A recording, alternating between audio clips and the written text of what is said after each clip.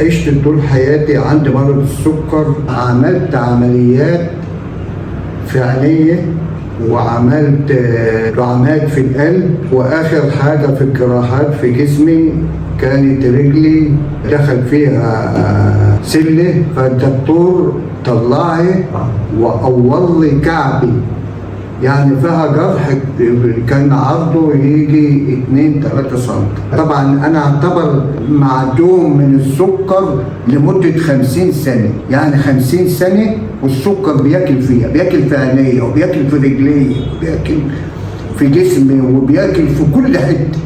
كنتش بقدر امشي على رجلي خالص، يعني الناس ماشية وانا عشت 50 سنة ما كنتش اقدر امشي على رجلي، اروح الشغل في الوظيفه بتاعتي ما اقدرش امشي. وسمعت عن العلاج بالاكسجين، جيت خدت 15 جلسه لحد دلوقتي، انا هاخد الجلسه 16 النهارده، وما شاء الله انا كان ممكن اقعد من 3-4 جلسات قدام اقول خلاص انا بقيت كويس، بس انا لا، أنا غاوي إن جسمي يبقى تمام التمام.